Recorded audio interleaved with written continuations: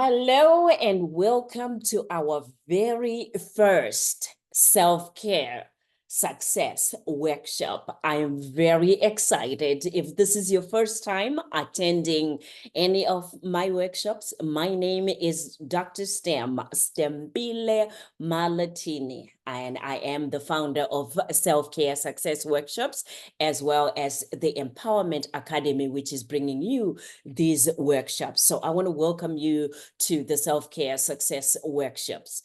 I'm excited because we are starting in February. And as you know, February is all about celebrating love. But in celebration of love, I find myself every year learning something about not only the love that I share with loved ones, but also self-love. And with that comes self-care. So I decided to have the first workshop as an ultimate self-love and self-care tips workshops, because self-care and self-love, I have noticed and recognized and also known that self-care and self-love are the foundation of healthy relationships. Isn't that interesting that when we are celebrating, love, that's when many people start to really focus on what's missing, what's working, and what's not, working. Well, people are supposed to do that, right? To really take a tally of what's working and what's not working, but many don't. But, it is a time that people realize and recognize that, whoops, I don't think that I've been loving myself much. I don't think that we've been loving ourselves or each other much. So that's why this, workshop will be very exciting, very intriguing, very interesting. So here's what I want to suggest to you. If you're watching this as a replay, or if you're here with me right now, please take out a notebook or a pile of pieces of paper that you can write on, because as we talk, I will be asking you some self-reflection questions. I will be asking you to write things down. And just as the norm, you might want to do this with every workshop that we'll be doing, that you bring yourself a nice notebook, a pen and paper, or a journal, or somewhere that you can write your own self-reflection or your own answers to these workshops. That way, again, they can work even better for you. So I want to suggest that, because as we go through, you will hear things that just makes you go like Oprah Winfrey saying, You just get to think more, about different things as you listen to the workshops. So take some time, get yourself about an hour and a half time that you just put aside, so that it's all about self-love and self-care. Because at the end of this, I have tips that I share with you like we've never heard them before. So I also encourage you that if you listen for probably 30 minutes and just pause somewhere, write down in your notebook to say, okay, I paused at 20 minutes and 22 seconds. That way, when you come back to the training again, start at 22, 20 seconds, and then go all the way until you get to the end. So what am I saying? Part of self-care, again, is not even forcing yourself to be there for the whole one and a half hours and, attend it or watch it, at the same time. We record all these trainings, so they're always going to be available as recordings for you to go through again, over and over again. So whether you're here attending in person, I also want to encourage you to go back and rewatch this replay. And as you go through, write down the things that you missed whilst you were here live, or the things that you missed when you watched it the first time. But this will be the ultimate self-love and self-care tips workshops. So with that, I'm going to take myself off video so that we can really have 100% focus on the workshop itself. All right, are you ready? Let's go. All right. As I said, the ultimate self-love and self-care tips, the foundation of healthy relationships. If this is again the first time that you're watching any of my trainings, or you're here with me, my website is www.drstemi.com. If you want to get in touch with me, it's drstem14@gmail.com. So, what we will cover in this workshop, we're going to talk about what is self-care, the types of self-care. We're also going to talk about physical self-care, emotional self-care, relational self-care, mental self-care, and most of all, what is self-love. We'll talk about the coping skills and creating your self-care plan. So, what is self-care? Self-care is described in many ways, but here's my short descriptions of what self-care is. It's accepting yourself. It's showing yourself care and attention. It's making time to do things that fulfill you, that relax you, that replenish you. It's making time to breathe. Many of us are busy, busy, busy, busy bees that we don't have time to just breathe and realize or remember that we too need self-love as well as self-care, as we'll be talking about. So, what does self-love look like? Well, self-love is more about feelings. So, what you begin to feel is you have feelings of greater inner peace. You have feelings of harmony. You have feelings of joy. You also feel rested. Your body just tells you when you're really taking time to love yourself. You feel attractive. You feel handsome. You feel good enough. And you just feel like, okay, I'm in control. So self love is more about how you feel. So, why is self love important? I want you in your notebook. Remember how I said some of the questions, I'll be asking you the questions. Why is self love important? Jot down the things that you think are the reasons why self love is important.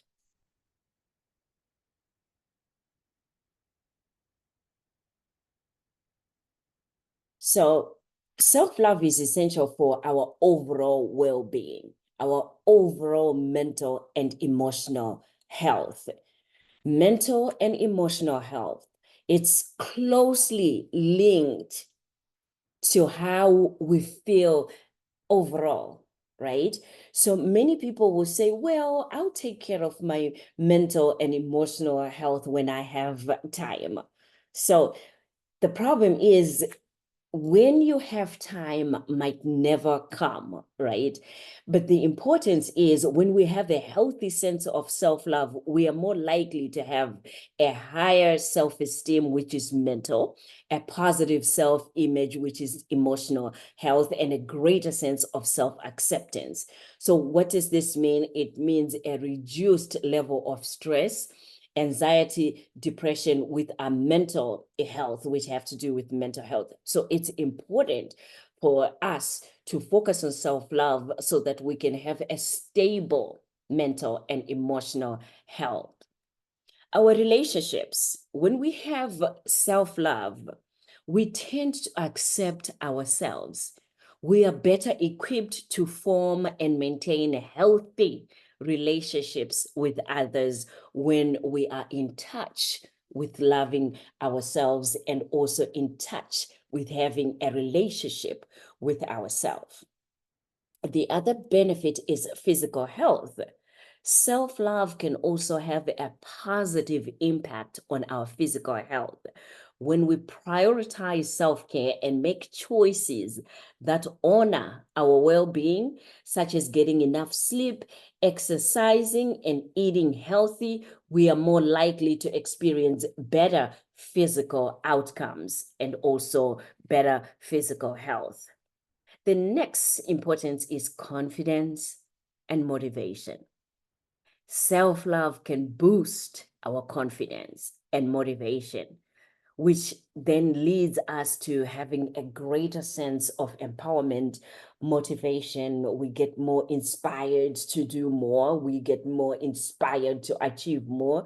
Even those, that set goals and don't realize, well, I don't even understand what happens because I set goals, but then I rarely meet or fulfill those goals. when you have self-love and self-confidence and motivation, most likely the way that you will tell that it's working is when you're seeing yourself checking off or crossing off your goals, your dreams, your desires. It means self-love is at work. The next benefit is resilience. Cultivating self-love can increase or enhance our resilience in the face of adversity. Resilience meaning the ability to bounce back, the ability to do better, to take care of ourselves when things fall apart. So self-love will allow us to be able to have the courage, the strength to bounce back, from challenges and setbacks, and to view the failures or the things that we cannot do not as an end to all means, but as a way of growth. When we fail, when we fall, we find what strength, what growth that situation has brought us through resilience. So overall, self-love plays a crucial role in shaping our overall well-being, influencing how we think, how we feel, and how we behave in several aspects of our lives. And also it involves, us building self-compassion, self-care, self-acceptance. All of those things come when we focus on self-love. And that's, why it's important for us to focus on self-love. Self-love requires you to hear, to understand, to soothe yourself, cry when you need to cry, laugh when you need to laugh, play when you need to play, and mostly it requires you to understand your own personal needs first. So I have this, quote that I created as I was, coming up with this training. Loving yourself is a skill that you have to master if you want to live a happy life and be in true loving relationships. Let me say that again. Loving yourself is a skill that you have to master if you want to live a happy life and be in true loving relationships. As you hear this quote or as you read it, is it making sense to you? Yes or no, if you're with me here in the chat room. I see yeses, yeses, yeses, yeses, yes. It means we have to figure out ways that we can love ourselves, know who we are, and also be able to show other people how to best love us, and also how to be in true loving relationships with us. Many times we require people to be in love with us. We require people to show us love. And then when they look at us or they look at you and they say, wait a minute, he or she is asking me to do all of these things to show them, show him or her in these words of affirmation, but I don't see that in him or herself. So that's what this quote brings out, to say, what are you saying to yourself? What are you doing for yourself that shows in other, people, and, show them how to be in a true loving relationship with you? How are you defining it? And then we go into what is self-care. Remember when we were talking about self-love? Self-love is more about feelings. Now, when we talk about self-care, this is about action. It's the act. Self-care is the act. It's giving yourself some TLC, a big old hug that you give yourself as a way to say, oh, thank you for being awesome. Thank you for giving me the strength to be me and to show up every day as myself. Showing yourself that you're worthy of care and attention is self-care. Self-love is about feelings, and self-care is about action. Why is self-care important? Just as we did in self-love, why is self-care important to you? Well, I came up with the following of why self-care is important. It's important, again, as we described, for self-love, for our overall well-being.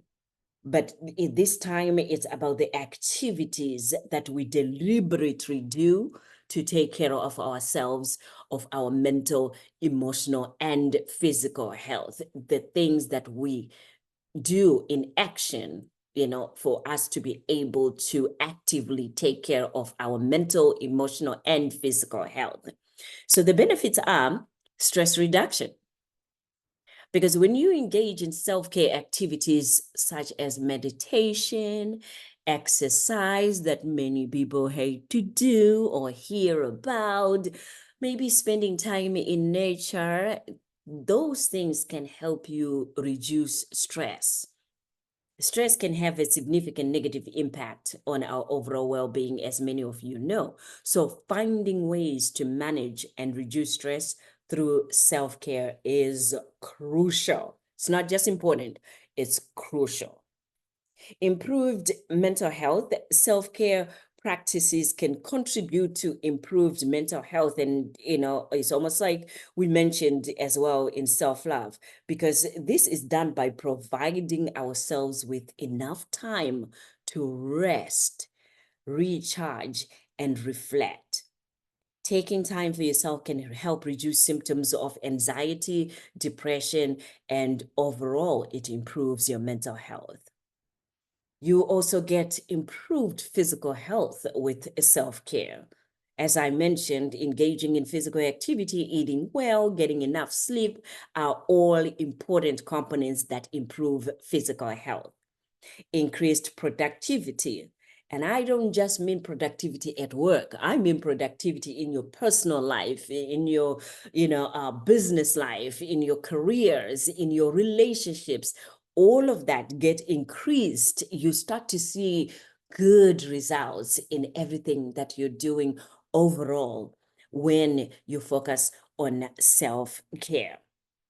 So, when we are better, feeling better, when we have, taken a sweat, broken a sweat in exercising, walking, or doing something that just breaks the sweat. Maybe it's a massage that you're doing and getting a nice massage, or something that just releases, that stress. It does increase the energy that is in you. Therefore, it increases the results that you get. And that's where we get the increased productivity. It also helps improve your relationships and your connections that you have in your life. Because then engaging in self-care helps us become more in tune with our own needs and emotions. That makes us better able to communicate with others, communicate with ourselves, connect with ourselves, and connect with other people.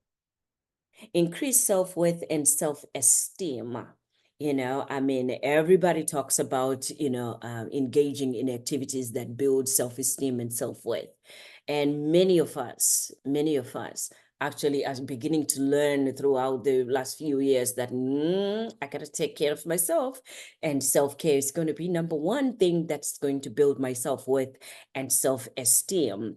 So engaging in self-care activities will send powerful messages to ourselves that we are worthy of care and attention, that we are worthy of making ourselves priority and making ourselves number one in whatever that we are doing. And the last one is, I love this one, it prevents burnout.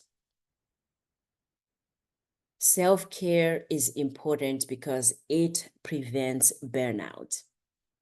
Regular self-care can help prevent burnout, which is an improvement, again, of the overall well-being of our emotional, physical, and mental, wellness, because we are beginning to notice that we are exhausted. Emotional, physical, and mental exhaustion is at its highest peak right now, whilst we are still dealing with the remnants of COVID and also dealing with the changes. Some people changed and they're working at home permanently, but then home is so much distraction and brings in a whole lot of other distractions at home. So then it's difficult to focus at work, and they would rather have gone into the office. And then we have people that are back in the office that are like, why am I here? I would rather be at my home because I was being more productive and I was doing better at home. So the burnout rate is very high, but mostly the emotional, physical, and mental exhaustion, caused by this excessive and prolonged stress is at its highest peaks as well.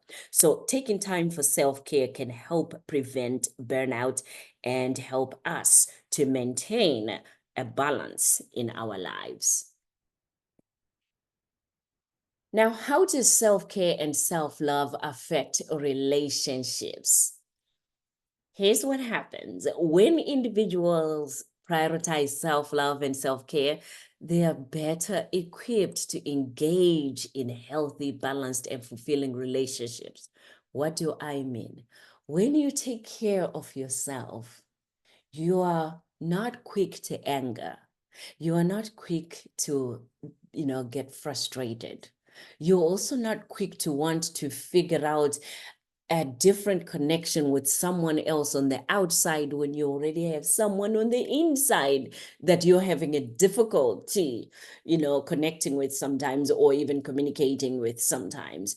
So it is important for us to prioritize self-love and self-care. That way we can feel in control of our lives, our joy, our happiness, the love that we give out, and the love that we receive.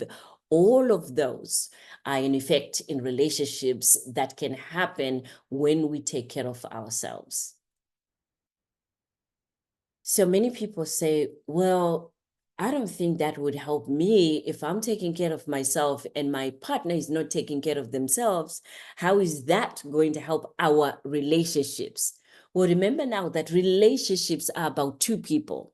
So many a time when one is feeling better and doing better, we tend to find that it is much easier for couples that have, at least one person taking care of themselves and being able to be strong mentally, physically, emotionally, that they are better off, in that instance, and, in a better stance to communicate and connect better when one is at least taking care of themselves. But when we have both of them not taking care of themselves, getting burnout, getting frustrated, getting irritated, finances are low, and nobody else is doing anything to improve the finances in their relationships, I mean, everything just begins to just tumble down. So self-love and self-care do affect relationships, and it's very important that when we focus on ourselves, the gift is not only for us, it's also a gift to our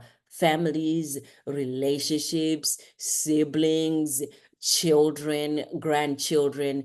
You give yourself a gift, but it's a ripple effect that affects everybody else when you're feeling good and doing good. So now let's talk about self-love and how, it affects relationships in a deeper sense. So here are the benefits, to the relationship. You get improved emotional well-being.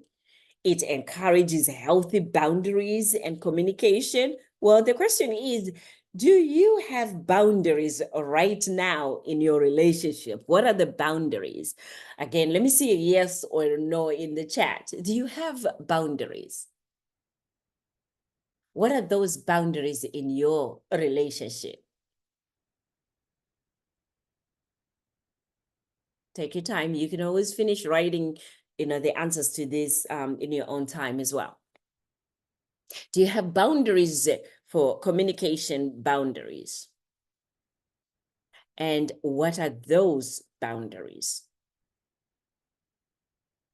You see, self-love encourages individuals to set and maintain healthy boundaries so that one, you can recognize them and communicate them, but you can also help others recognize how to communicate and connect with you when you have boundaries. And when you know what those boundaries are, it's easier for you to communicate them. And it's also easier for you to live by example, where when they are crossed, you do not have a problem advising or communicating that. There's also another benefit to your relationship, which is increased empathy and compassion.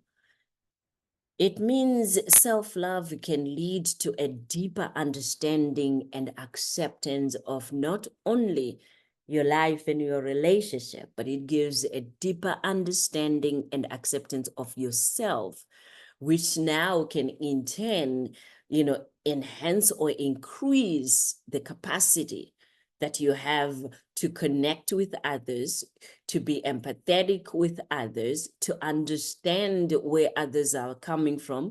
Because remember now, in relationships, not always are we going to be in agreement with our partners or the people that we are in relationships with, whether it's a boss, it's a sibling, it's a spouse, a child. We're not always going to see eye to eye.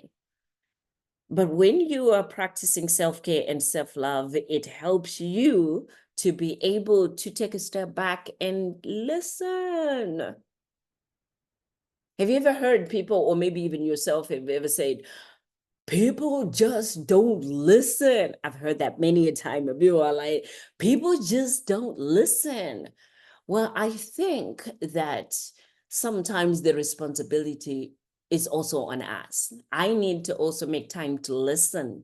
I also need to make time to be empathetic. I also need to make time to be understanding. And in order to do that, I've got to take care of myself, and I have to be able to open myself up to that. But if I'm always expecting other people to understand me, to hear me out, to change and accommodate where I am and my standards, the way that I want to be heard, but it's not reciprocal, it doesn't work right. Practicing self-love and self-care can help, also you to become more self-reliant and less dependent or validating support from other people, which means it reduces codependency. Many people rely on what people say, what people do in order for things to work well in their life. So when you're practicing self-love and self-care, you realize that the first person that you will have to rely on or depend on is you. And how much can you feed yourself and give yourself what it is that you demand? If the answer is, oh my goodness, I'm too demanding on me, chances are you probably are too demanding on other people that are in your life as well. The fifth benefit is it improved positive role modeling. So here's what happens when you prioritize self-care and self-love, right? That serves as positive, as a positive influence that comes upon you, right? You begin to feel better. You begin to want better. You expect better from people, which means, guess what? Spending your energy on those things that are negative, that bring you negative feelings, negative vibes, it becomes like, no, no, thank you. I do not want and will not spend my time in that. You also begin to be a person that people look up to because they realize that you are a person that is not, stressed all the time, complaining all the time, negative vibes all the time. I don't know about you. Have you noticed that you always get drawn to people that have a positive vibe? Because when somebody's positive, when they're more relaxed and, they're pleasant to be around, you want to be around them more. But if they're the ones that are just like, downers and they're always complaining, miserable, and just, it's like, oh, do I have to go home to that person? Do I have to talk to them? Do I have to answer their phone? It's almost like, no, you don't want to do that, right? Because then as a result of your self-love and self-care and taking care of yourself, you begin to have healthier conflict resolution in a moment. You don't avoid the conflict, but you have healthier ways of resolving whatever conflicts arise. Because then I grew up being one of those people that said, I don't like to fight and I don't like to have conflicts. So even in job interviews, I would go in interviews and people said, tell me about your strength. And that was one of my strengths. I don't like conflict, so I'm always avoiding conflict. I just don't get involved and I don't want to be a part of it. And then I realized years later that nobody's immune to conflict. It's going to come. I don't care how nice you are, how nice things are, or how good things are. Oh, conflict is going to come. But the thing about it is not to ignore it. It's not to negate it. It's not to just sweep it under the rug.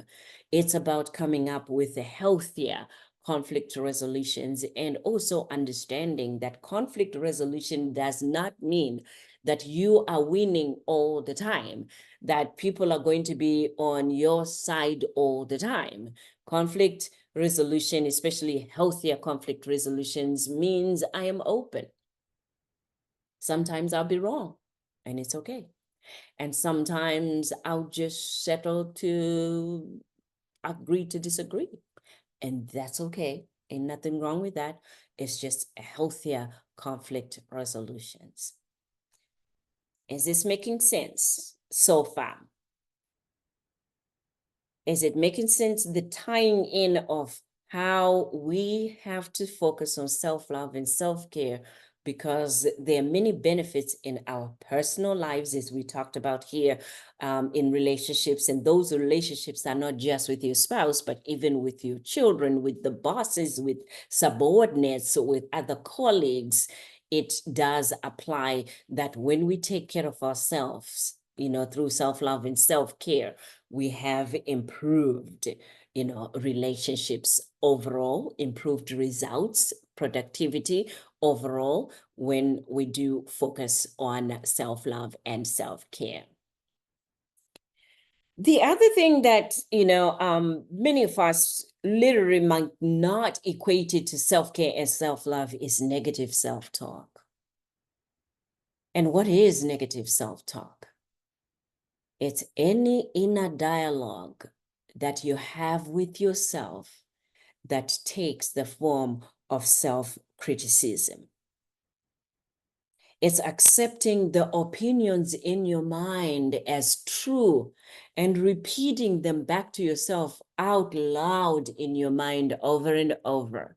And yet they are debilitating, talks that might be going through, demeaning talks that might be going through. Negative self-talk is diminishing dialogue that has the potential to make you think less of yourself. It's that dialogue, that self-talk, it's those thoughts, those feelings that come to our minds and we start feeling them in our hearts. But then we know that me continuing to think on this path is not helping me to make good decisions, to achieve my goals, to succeed in whatever that I am doing, right? So that becomes now something that needs your attention. Negative talk is, in general, these are feelings that can affect every aspect of our lives. That means negative self-talk is, one way of scaring ourselves. It's one way of, giving us bad vibes, taking out our energy when we continuously focus on, negative self-talk. So what are some examples of negative self-talk? Before I even get onto these examples that I got, I want in the chat room to just, at least write down some of the negative self-talk that you have said to yourself or that you think people say all the time. I'm not good enough.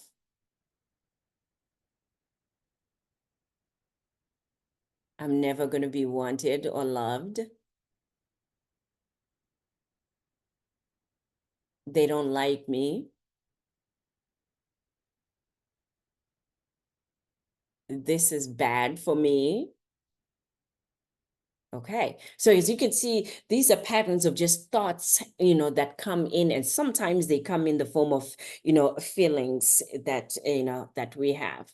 So here are some of the negative, self-talk in relationships that I also came up with.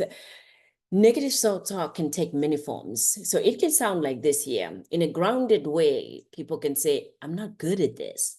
So maybe I should avoid attempting it, for my own personal safety, because I don't think I'm good at this. Some people can say, I can never do anything right. I don't deserve to be happy. I'll fail anyways. So what's the point of trying? That looks really hard. Even if I tried, I'd never be able to do it.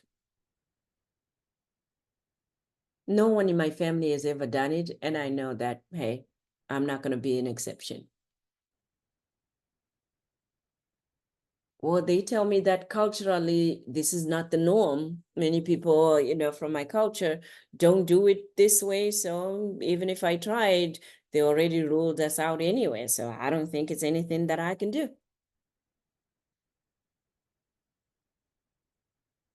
So negative self-talk can bring about feelings that can affect every aspect of your life, including relationships. So remember, everything is connected to how your life, ultimately works out for you, or it becomes stressful, right? And many a time I say to people, what are you saying to yourself? And that becomes the big question of the day. What am I saying to myself? So in your books, I want you to write that statement down. What am I saying to myself? Because many a time it ends up being that. What am I saying to myself? What am I telling myself? What am I saying this means? Because everything is open to interpretation, but in this instance, it's what you interpret everything to mean, or for what people are saying.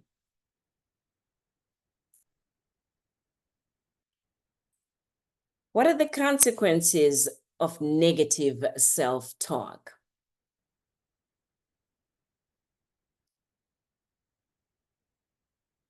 We mentioned this one before: increased stress in personal and professional life. It reduces your ability or capacity to be successful. It also increases limited thinking, which means the more you tell yourself you cannot do something, the more that you're going to believe it.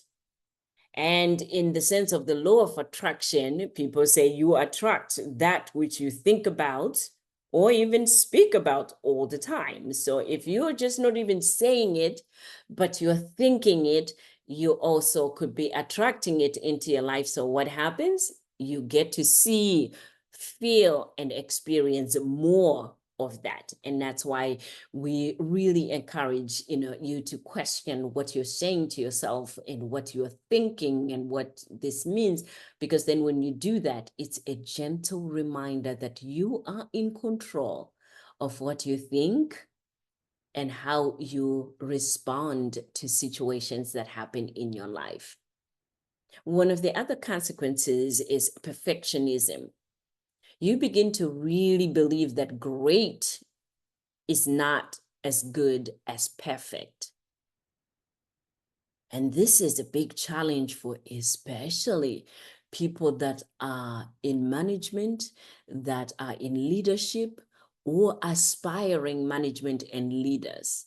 This becomes a problem, because then when you're looking at perfectionism, you're wanting everybody that is under you, that to be operating at this level of perfectionism. It means that great is not good enough, but perfect. And what that perfect means is how you define that perfect. So I always say when I'm doing leadership coaching, with leaders, for them to take a look at what their expectations are, to take a look at their employees' expectations, to have the employees write their expectations, and then to compare those expectations, because people are working under one department and have, a whole total perspective of how to look at how to work together to be cohesive team in order to, be more productive and to meet the goals of the team, but then they're not even thinking on the same page. So it's very important to write the list of those things, especially if you're in leadership or aspiring leader. And even if you're just a regular, Joe, if you suggest that and have people write down their expectations and then leadership write their expectations as well, and see if you can have a meeting to bridge the gap. That way everybody can get on the same page, right? That will reduce the frustration of perfectionism and also individuality, where people are supposed to be working as a team or being cohesive in a team manner. All right. Now, if you have your journal or your binder wherever you're writing, I want you to turn to a clean page. If you pre-registered for this, you should have gotten a quick self-care checkup. It's a checklist with everything that I'm going to go through right here.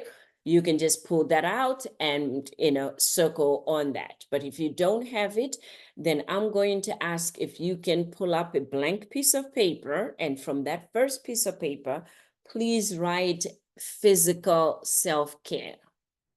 And then right below it, write the numbers 1 through 12.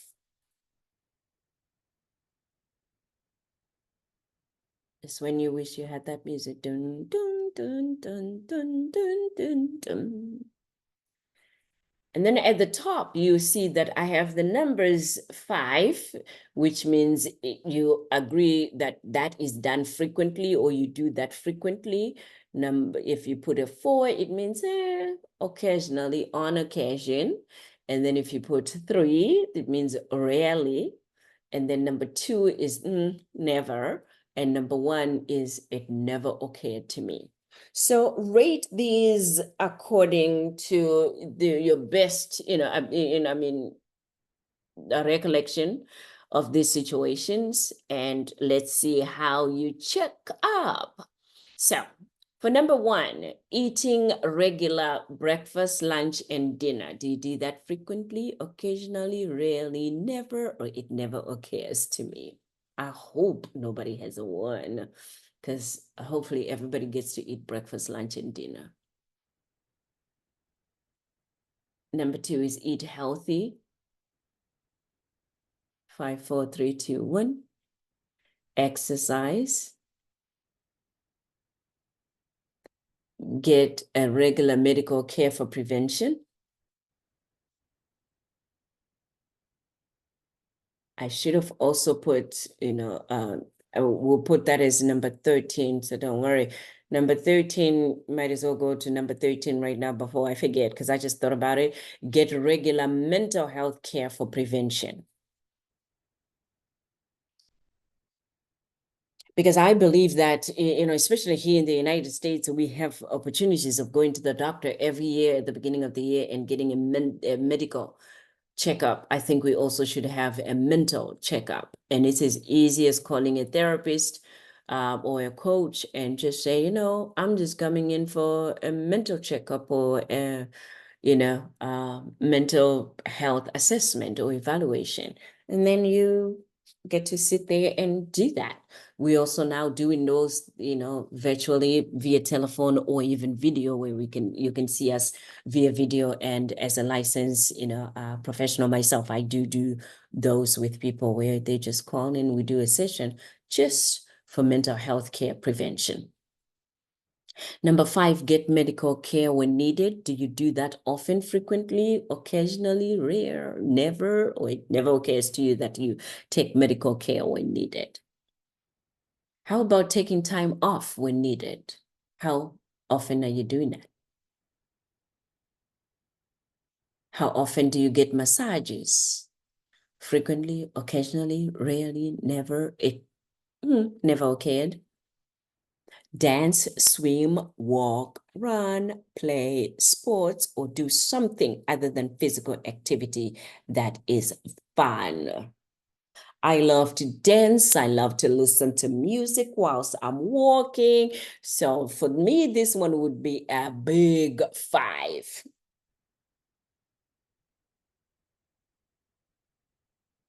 Number 9 is something that people still shy away from talking about, but it's a much needed activity, taking time to be sexual with yourself or with a partner that is safely.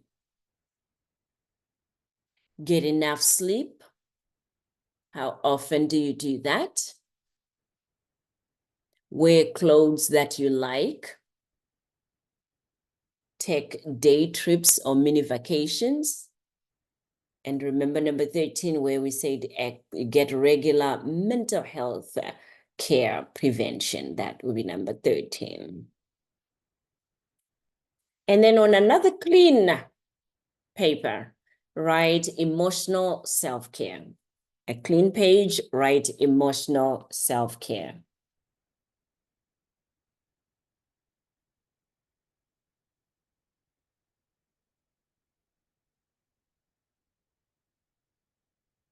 Number 1, spending time with others whose company that you enjoy. Do you do that frequently? 5, occasionally. 4, 3, rarely. 2, never. And 1, it never occurred to me. Stay in contact with important people in your life. How often are you doing that?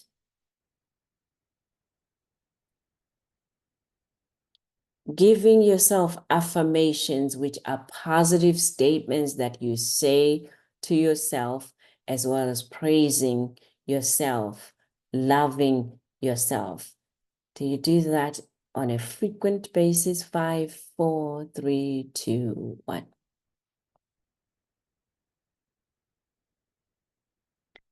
Reading or rereading favorite books, reviewing or re-reviewing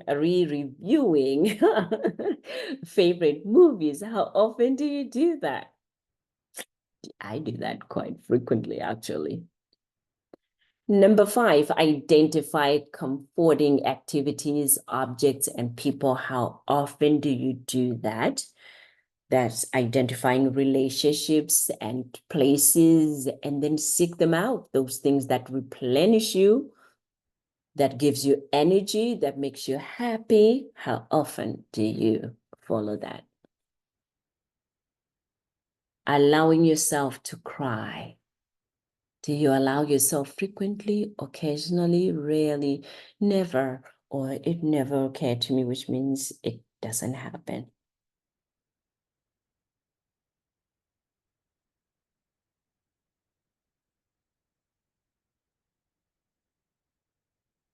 Finding things that make you laugh, whether it's talking to a person that makes you laugh, it's watching comedy, it's reading a book that makes you laugh, it's walking and just listening to good music that makes you laugh.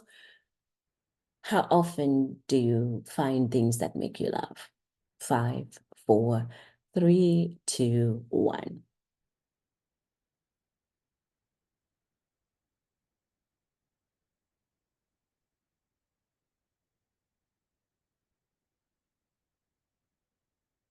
Expressing your outrage, your disagreement, which means having a voice in social actions, letters, donations, whether it's a march or a protest. How often do you speak up in a positive, solution-focused way where you are coming out, you're outraged, but then you also have some solutions that you are expressing? 5, 4, 3, 2, 1. And one of my favorites, playing with children. It reminds me of the Bible where there's that verse that says, be childlike. They didn't lie. Because when you are in a childlike state of mind, you are open to being playful. You are open to experimenting. You are open to flunking and failing. And it's like, oh, well, didn't work. So your inquisitive, curious mind as a child is like, okay, we got to figure out another way. This one is not working.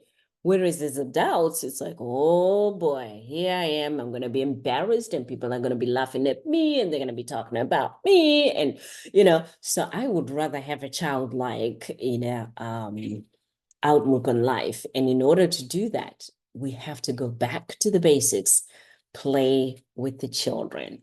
So do you frequently play with children? Occasionally, rarely, never, it never occurred to me. Whenever I do this one, many people will say, how can I play with children when I don't even have siblings and my parents don't have any other children? Oh, I got you. You're right. You're right.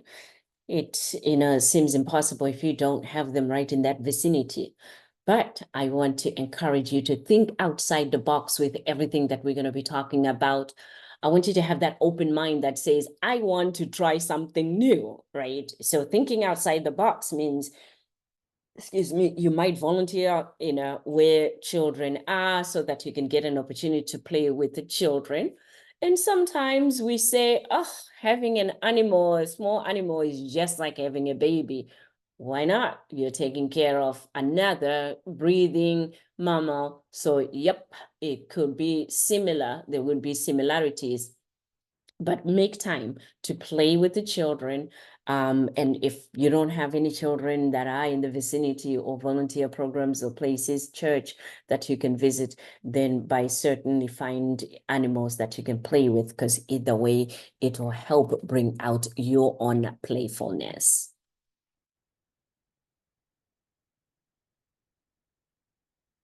Any other things that you do to take care of your emotional self-care that I didn't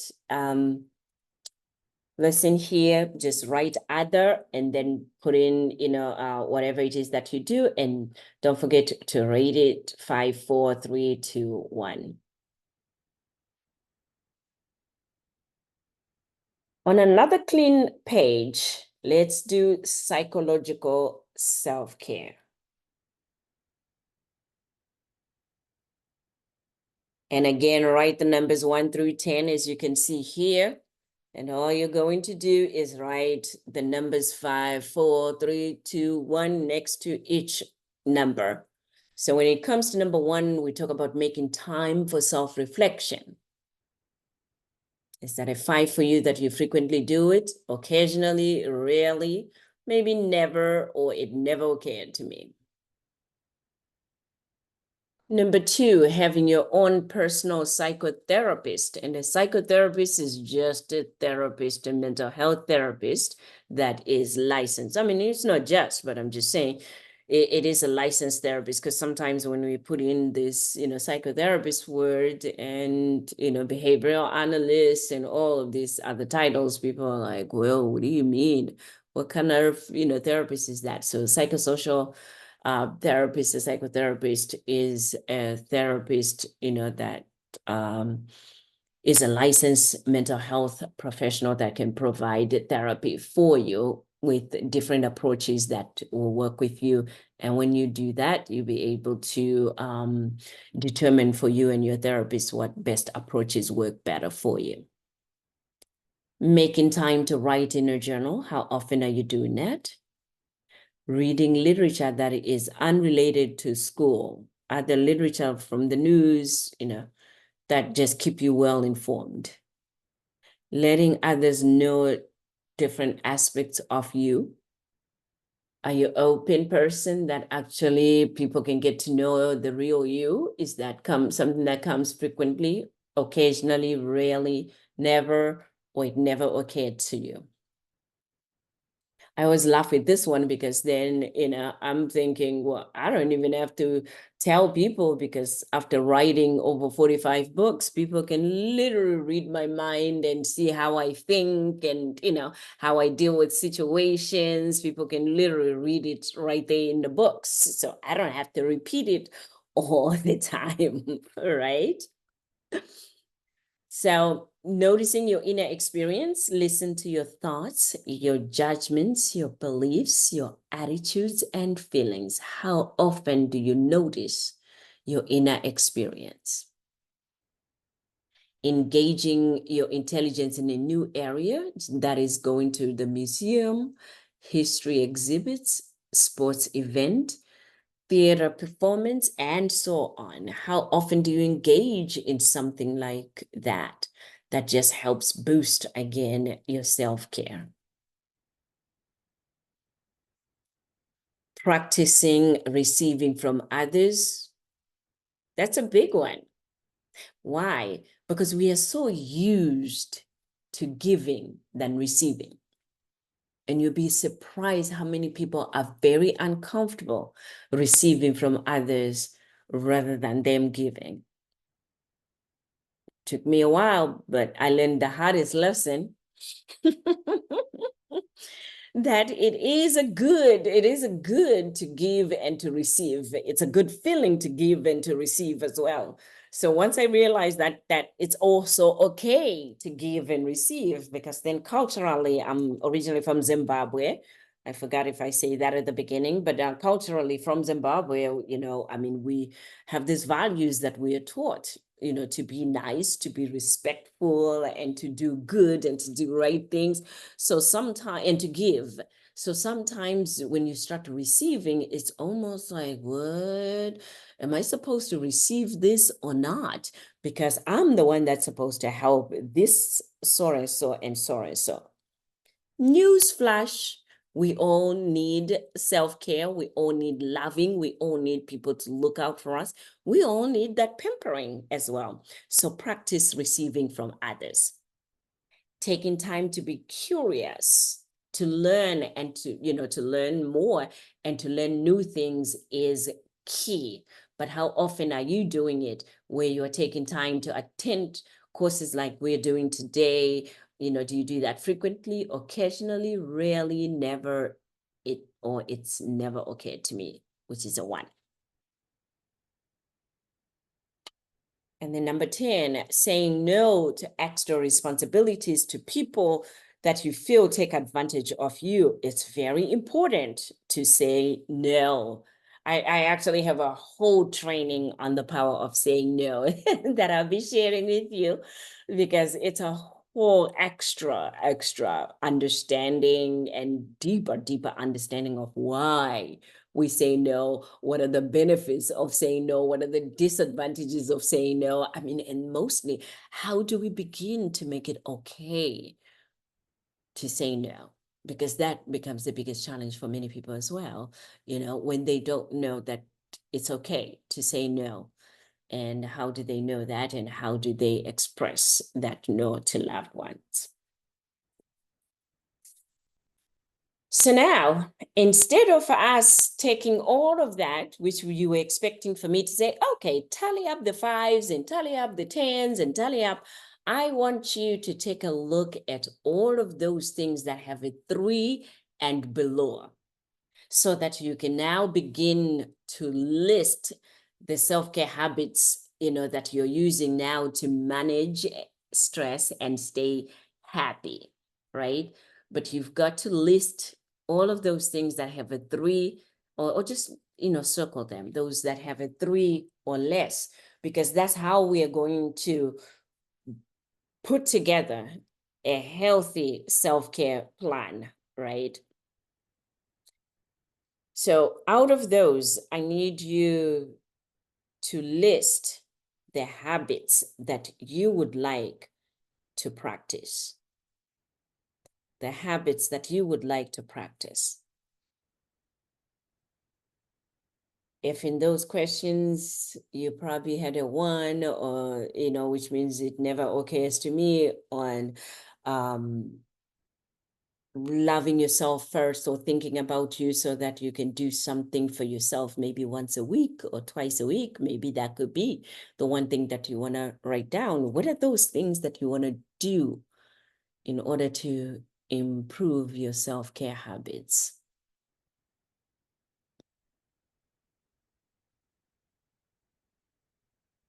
I usually say write at least two so that you don't overwhelm yourself, but at least two. And once you identify those two things that you want to start off with first, right? I want you to identify the obstacles, the things that can get in the way of you practicing or doing those self-care choices that you put together. One of the examples of the, obstacles could be, I don't practice yoga because I don't practice yoga regularly because I don't have the time. Is that a reason or is that an excuse?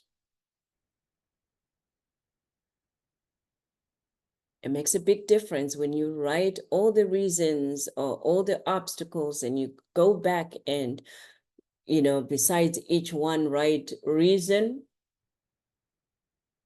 or excuse. A reason is a really good reason that, you certainly can maintain. But if it's something that you think, you know what, I really don't think this is too big of a deal. I can make time and let's see where I can make time.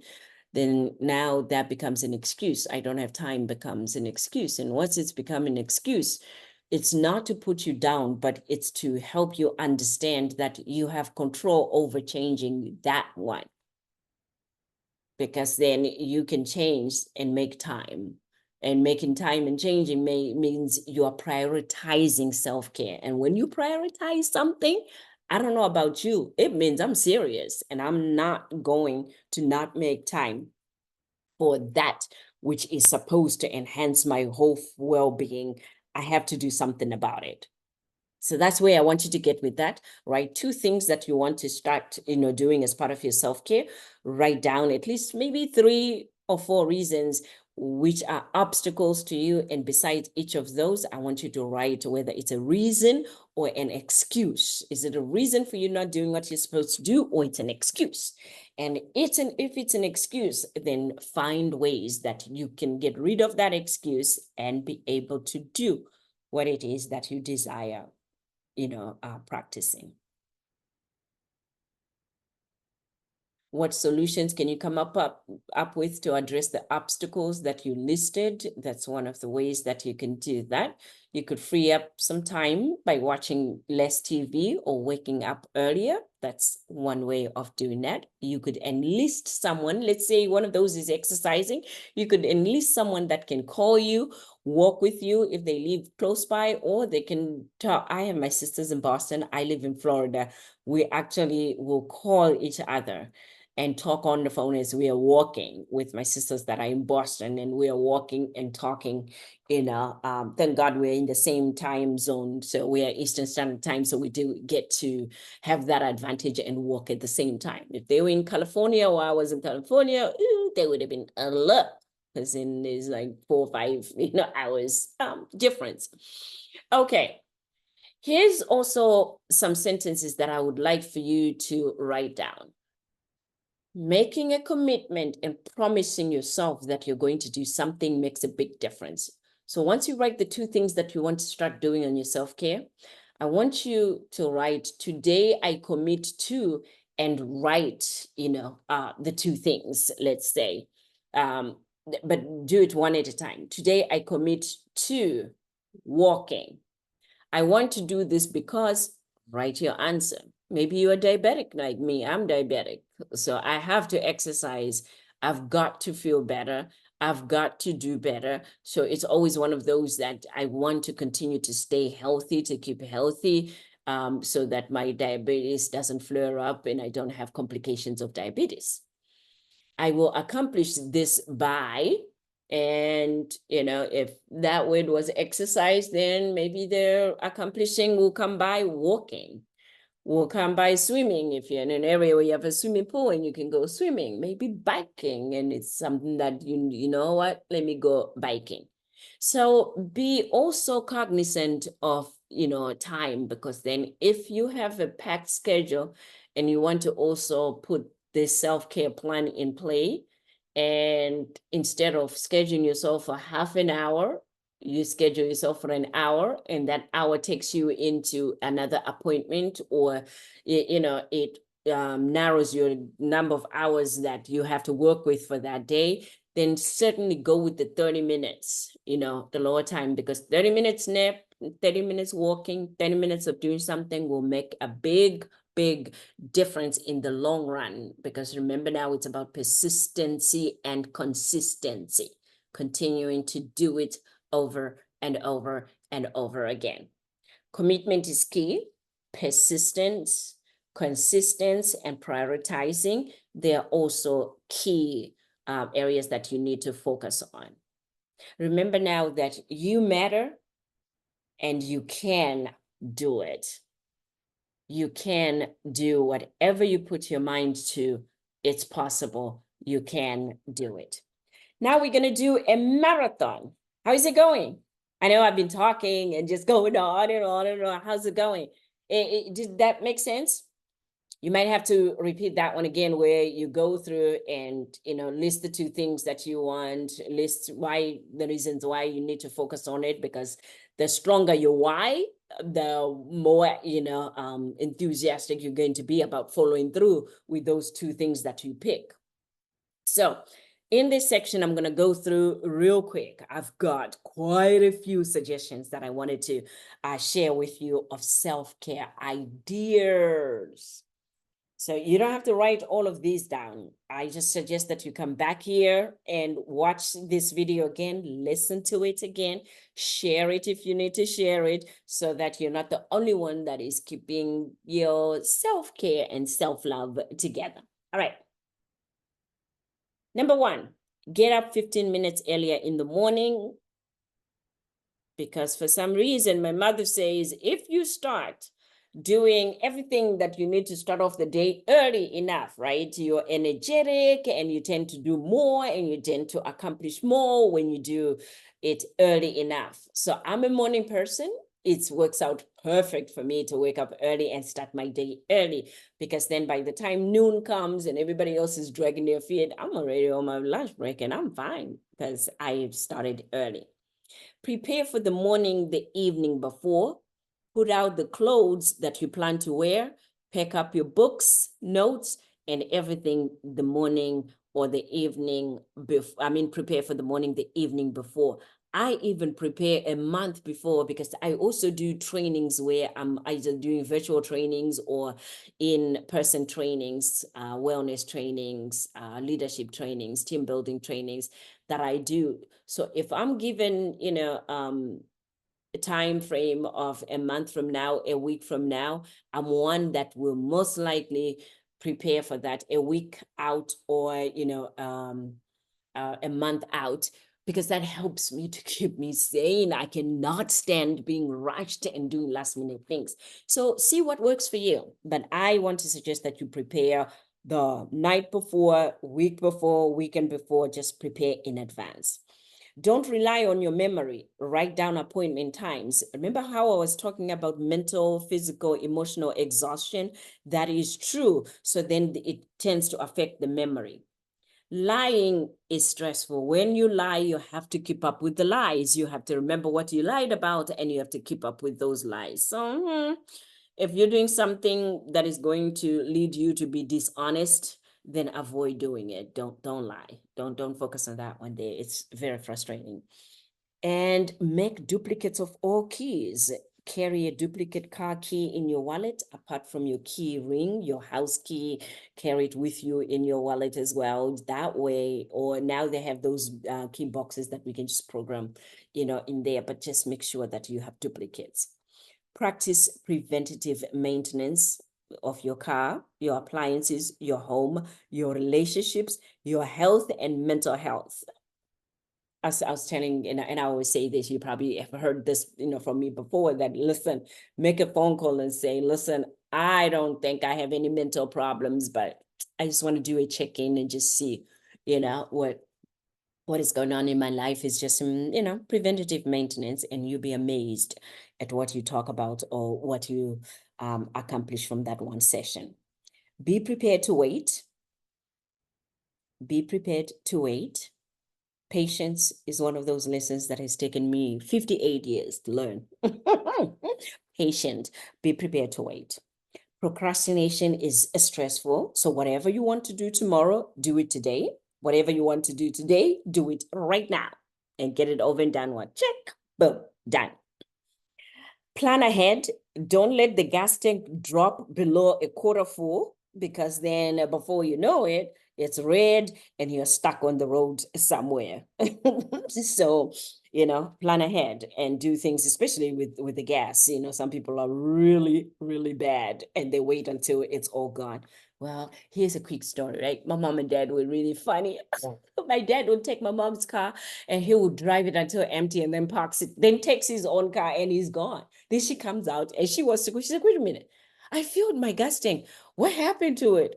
And she would do that over and over again. And I'm like, when are you going to learn that, he doesn't have time to stop and put gas. He's always taking your car.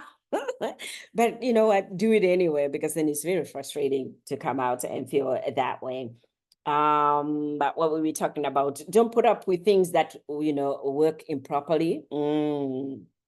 If your alarm clock, your wallet, your shoelaces, whatever, if they are a nuisance and they're not working properly for you, get rid of them. Do not continue doing things just because. But if they're not working for you, please discontinue. That's a big stressor off you.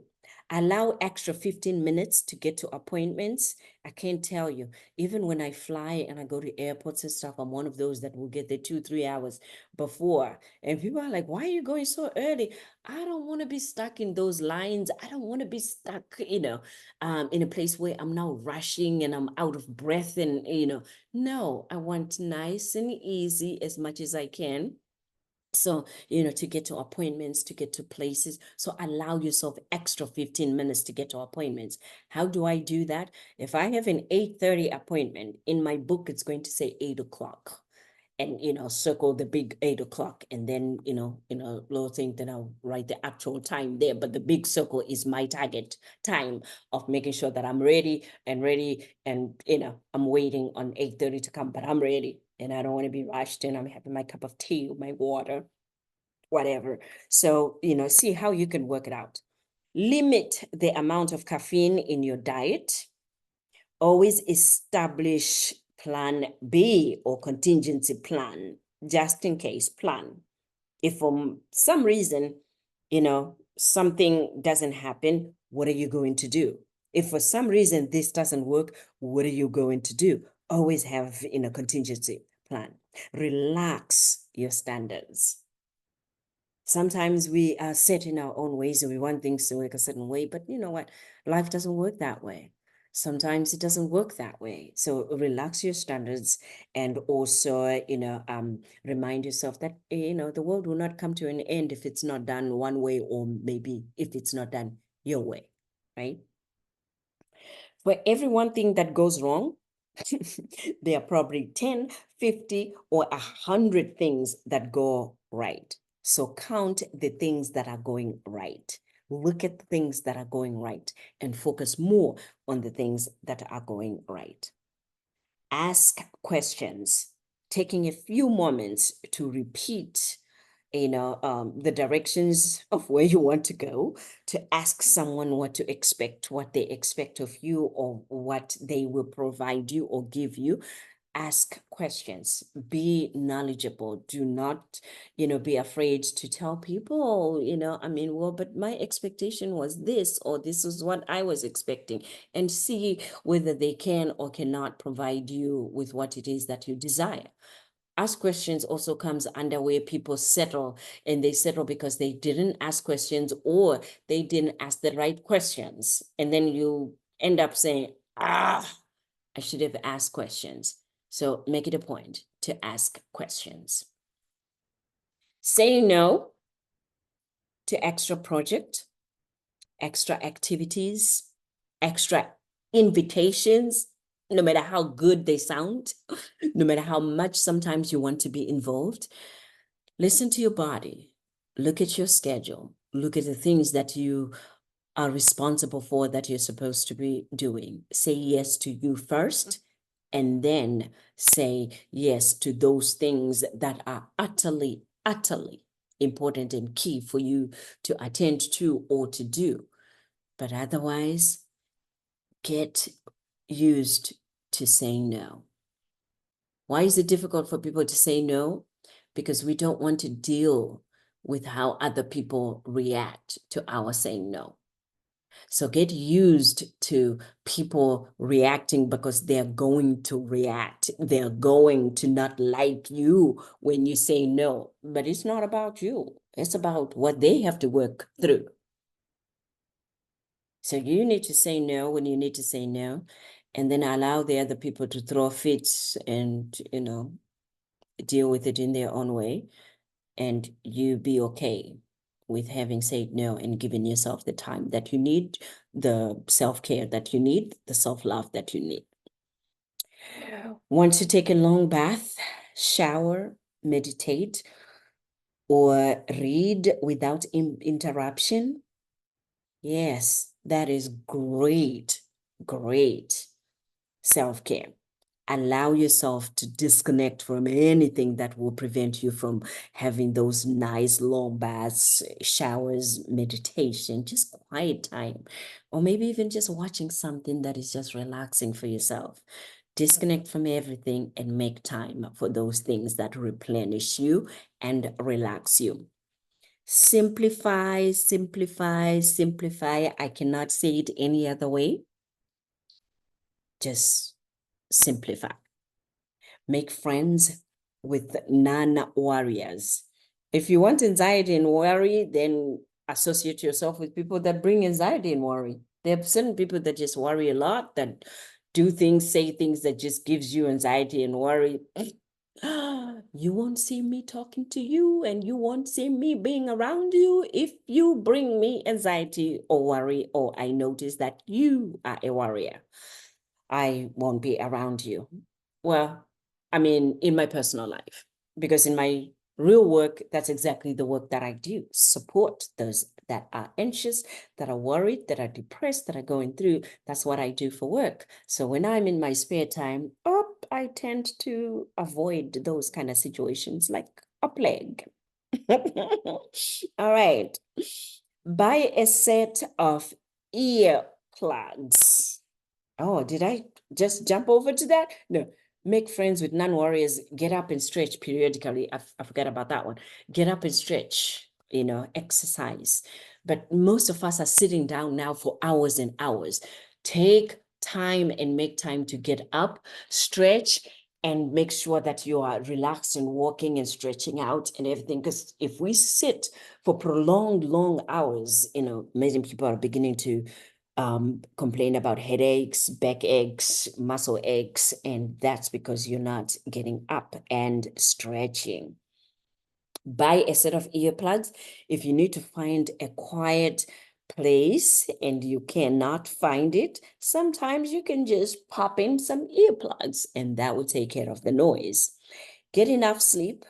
If necessary, use an alarm clock to remind yourself to go to bed, not just to wake you up, but to go to bed, and schedule bedtime if you have to, so that literally you get used to and disciplined to having time to relax and getting, enough sleep.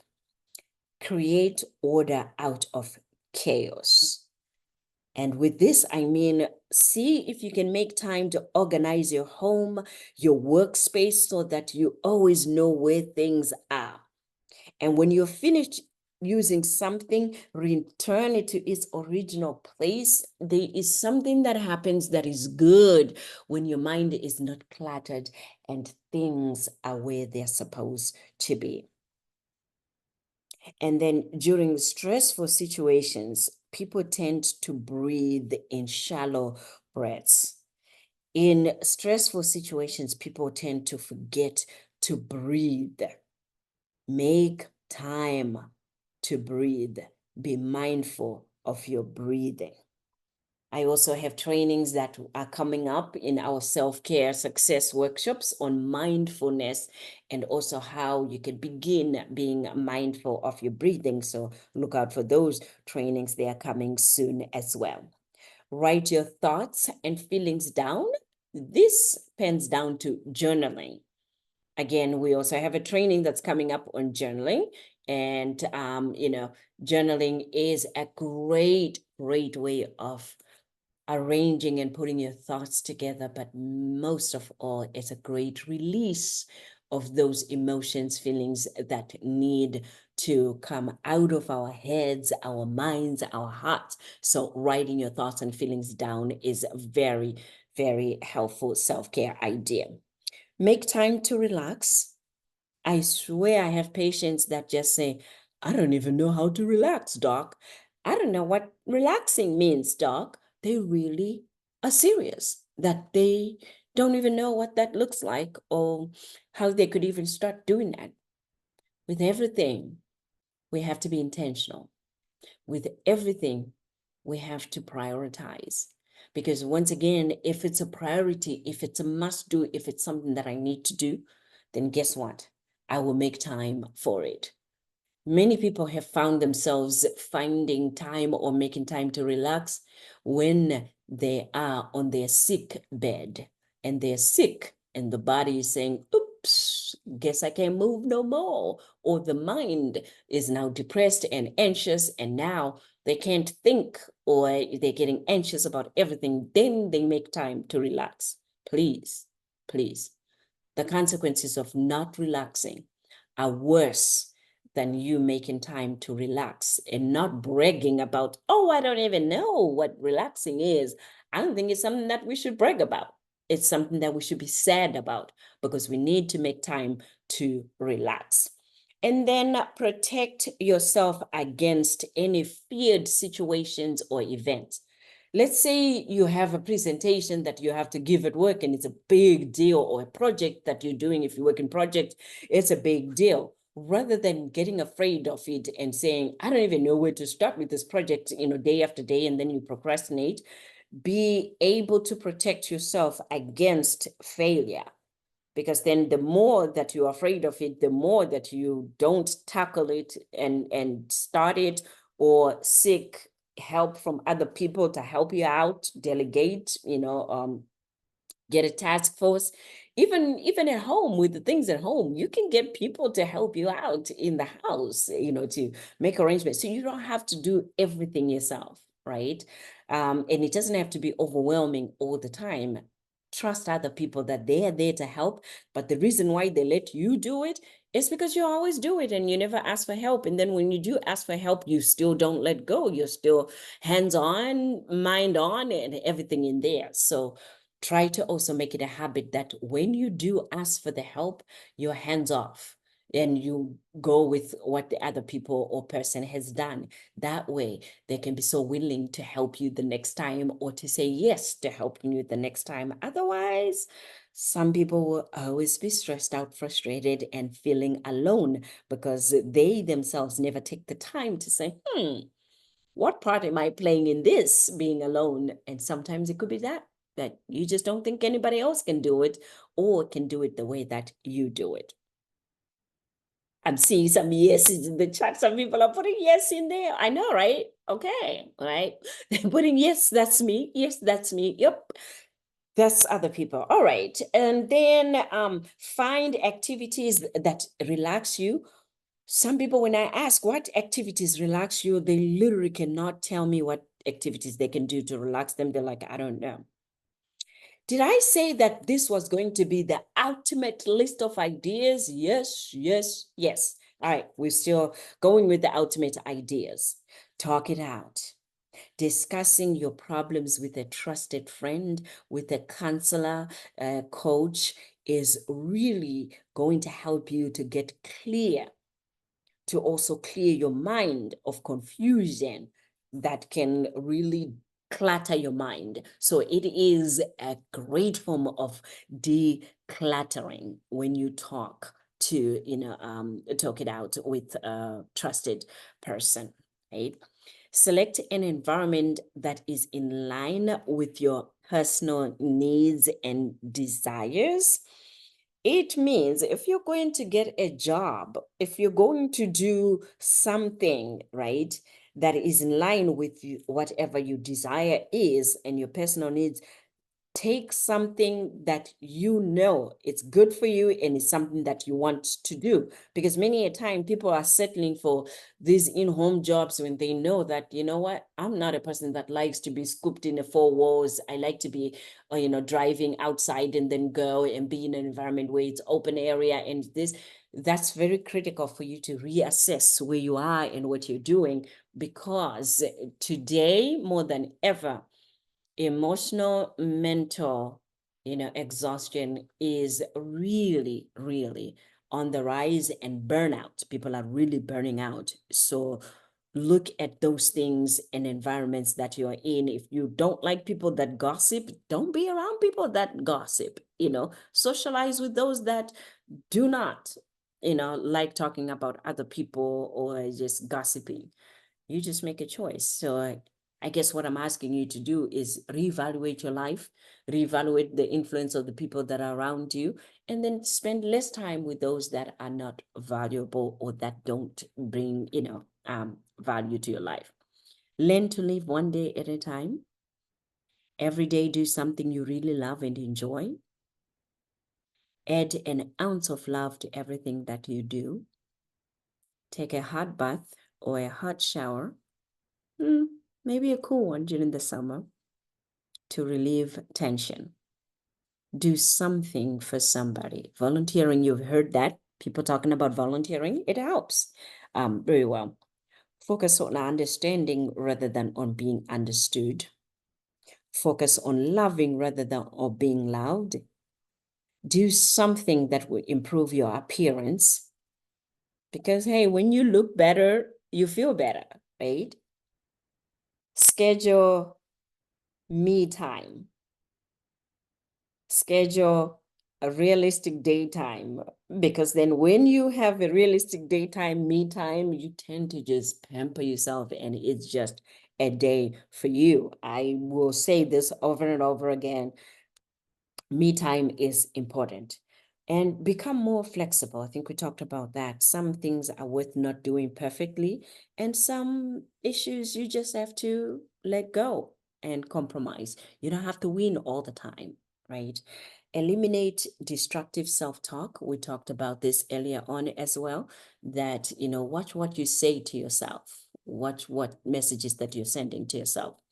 Use your weekend time as a time for change of pace. So try not to bring work into your weekends. Try to do work during work time and work days. And I know that's, for many people, a big challenge, but that's also going to help you to become more disciplined when you are disciplining yourself in that sense. Because I'm telling you, at the end of the day, the amount of, stress that brings when you're working 7 days a week, 10, 12 hours a day, it takes a toll. It takes a toll. Worry about the pennies and the dollars will take care of themselves. You've heard about this one, right?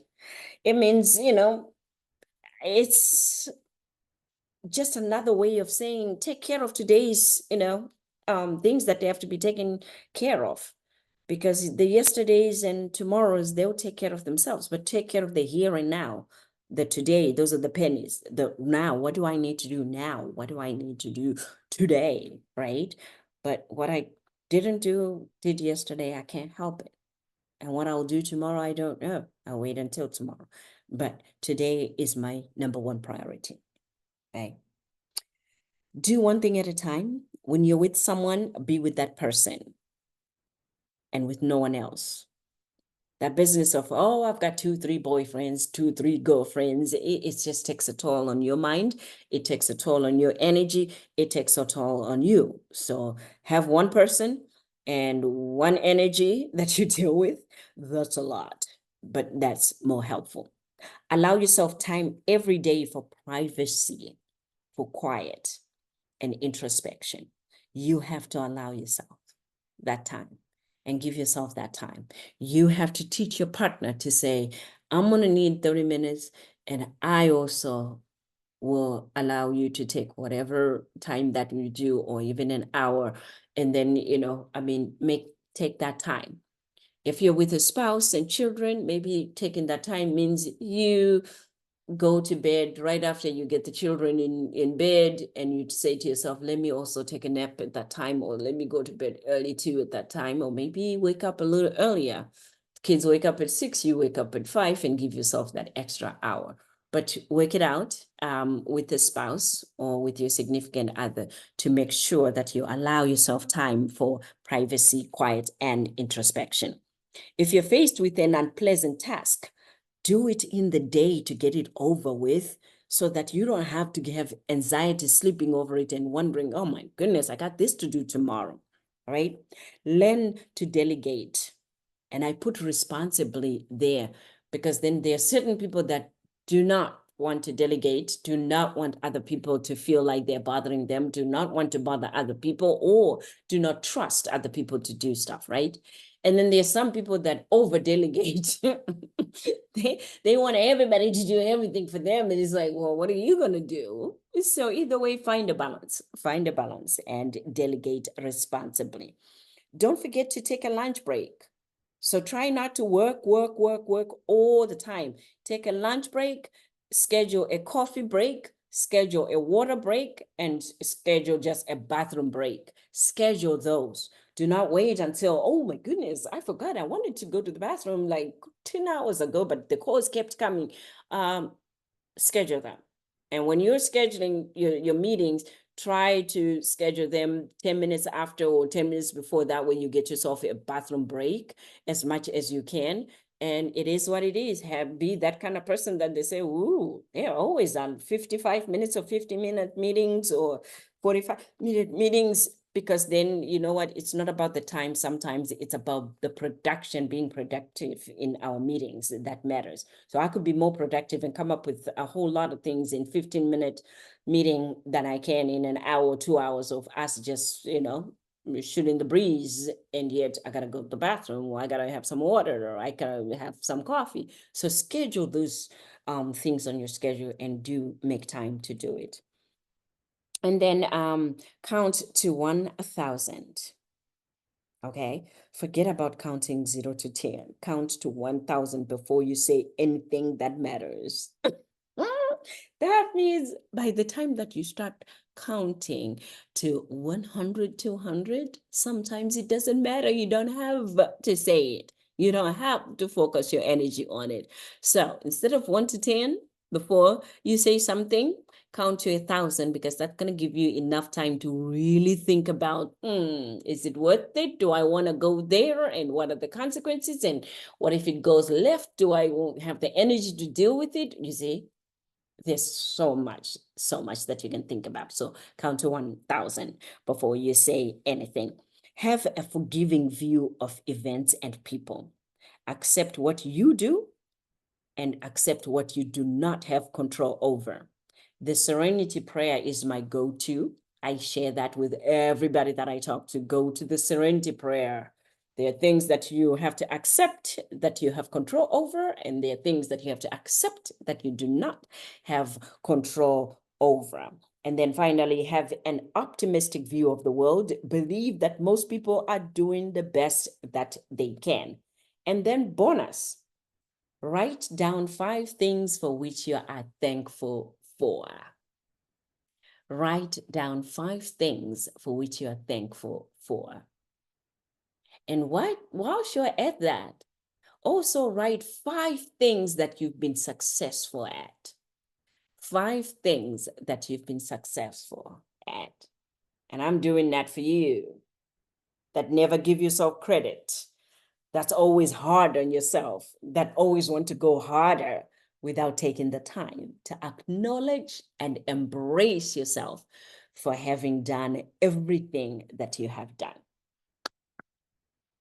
Yay! We're coming to an end. Finally, this was a long one. I know it was a long one, but I needed to share all of this because then it's one of those that I will be expecting people to have replay after replay after replay, because it's really big that we focus on self-care and self-love. So I wanted to share the tips, the ultimate tips of self-care and self-love. So with that, we're going to end with promises to self.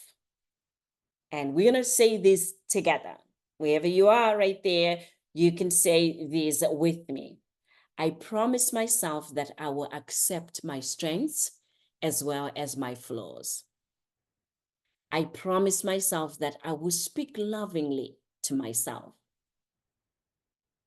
I promise myself that I will always keep in mind that I cannot control everything. I promise myself that I will choose my battles wisely. I promise myself that I will forget the pains of the past, but remember their lessons.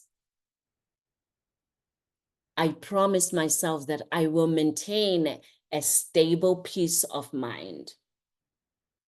I promise myself that I will not compromise my values for anything. I'm going to add, and anybody. I promise myself that I will learn to live in the moment. I promise myself that I will let go of the things that are holding me back. I promise myself that I will stay motivated to pursue my innermost dreams and strong passions. I promise myself that I will always see the fun and fulfillment in every activity that I partake in. I promise myself that my life will get better every day and every year. If anything, go back to these promises to self and say these over and over again, as they apply to everything that is you. They apply to self-love, they apply to self-care. Any questions?